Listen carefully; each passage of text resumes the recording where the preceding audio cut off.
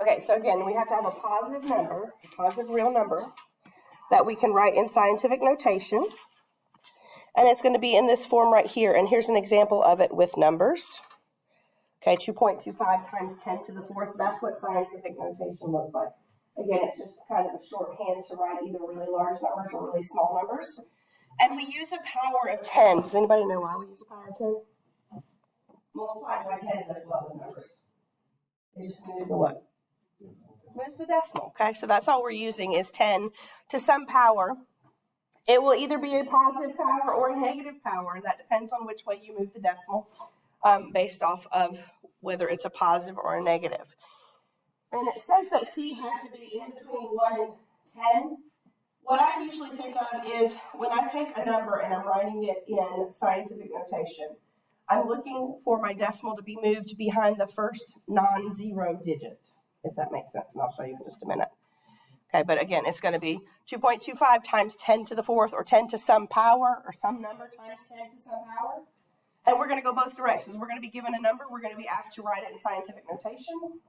And then we're going to be given a number in scientific notation and asked to write it as a number.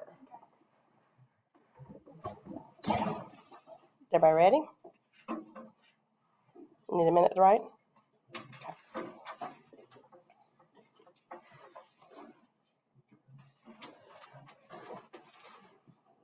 And it's all a matter of counting. Sometimes the hard, not hard part, but the thing that causes an issue is just counting.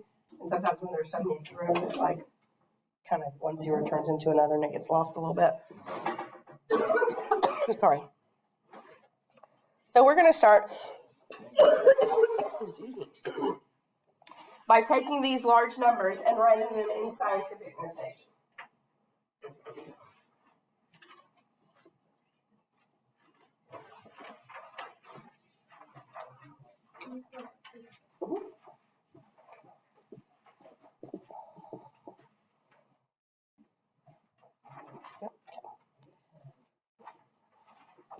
So we're going to start with that really large number right there, 3, 8, 5, 6, and then what, 12 zeros?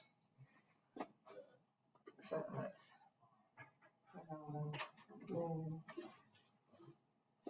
that's a lot of zeros, right? That's a very large number.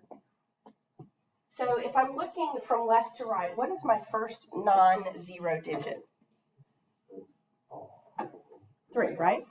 So what we want to do is we want to move the decimal to where it goes behind that 3. Where is it at right now in that number? At the very end, okay? So what I want to do is I want to move it to behind this number. And of course, let me try that one more time. Hold on.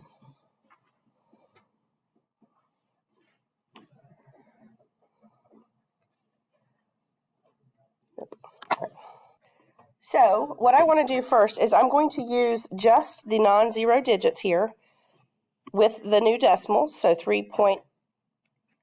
Write that correctly. 856 times 10, and we just have to figure out how many times we need to move the decimal, and that is the power of 10 that we are going to write it to. So I'm just going to count backwards. I kind of do this. 1, 2, 3, 4, 5, 6. Sorry. 7, 8, 9, 10, 11, 12, 13, 14, 15 spots, right?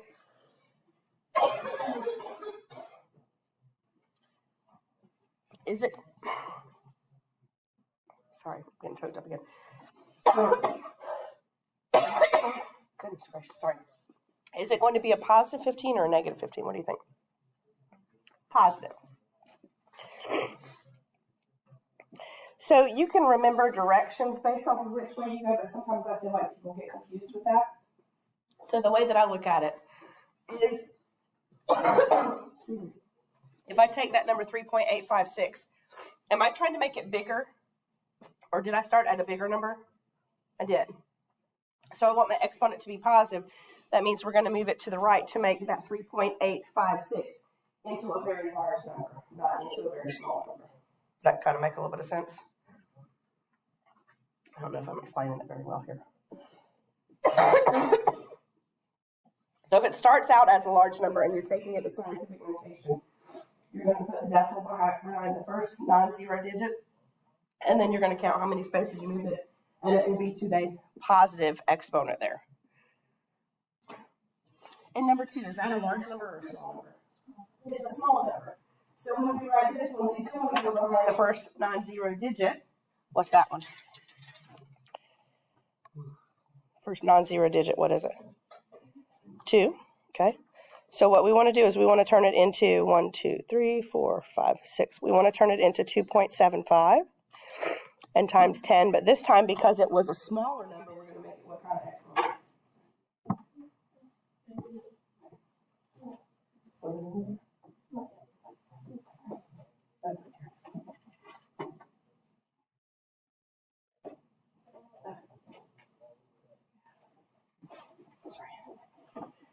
Okay, what kind of exponent is it? I'm sorry. Positive or negative? Negative, yep. So if it starts as a small number and we take it to scientific notation, we're going to use a negative exponent. If it starts as a large number, we're going to use a positive exponent. And again, it's just a different way to write a number, shorthand, kind of. Have you guys ever done something in your calculator and it gives you scientific notation? It's because that number is either too large or too small to fit in the screen of the calculator. Is everybody okay with those? Try those two then. All right, what would the number be? What decimal am I going to put in front of my times 10 for number 3? I need to move the decimal behind the what? The 4, right? So it's going to become 4.52.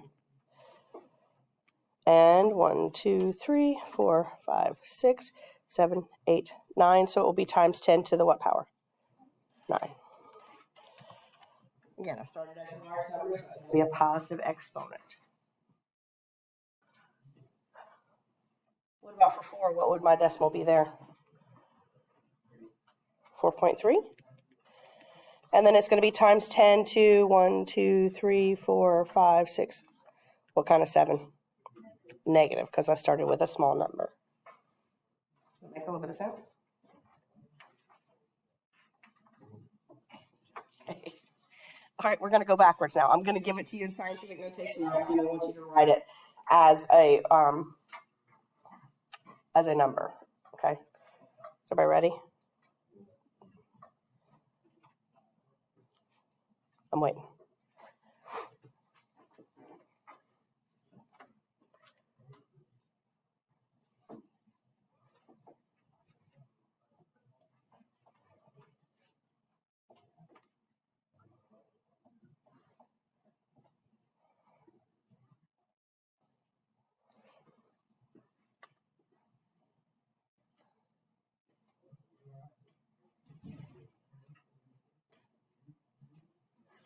So when we get to the next part, when you're given it in scientific notation, if your exponent is positive, you're going to move the decimal to the right, meaning you're making a larger number, however many times the exponent is.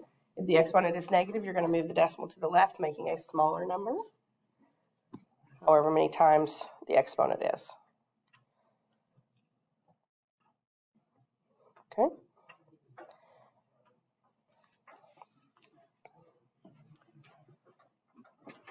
So I'm going to start with that first one, my scientific notation.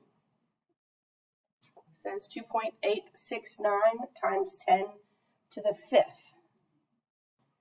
It is a positive exponent, which means I want to make a larger number, so I'm going to be moving my decimal to the right.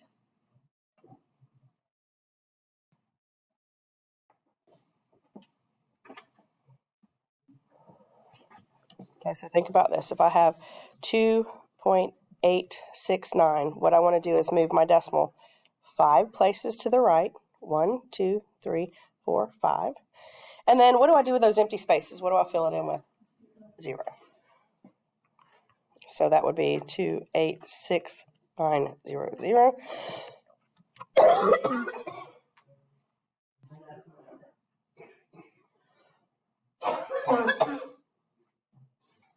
I don't start coughing until I start talking.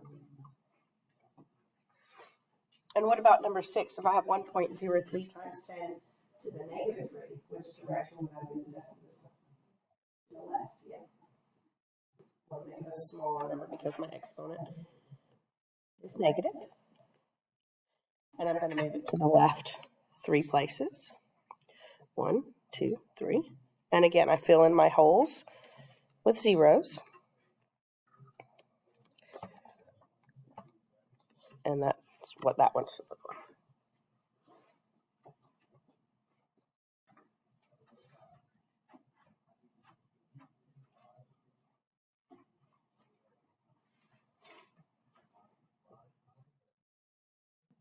Have any questions? If your numbers aren't too terribly large or too terribly small, you could actually do these in the calculator. You could hit 2.869 times 10 to the 5th. It's just if that exponent gets really large, it won't fit in your screen, so it won't be able to do it. So it just depends on what the exponent is. Huh?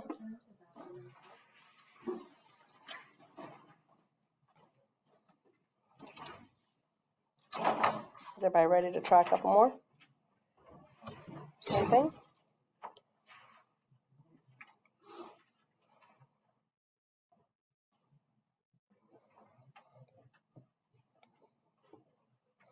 Okay.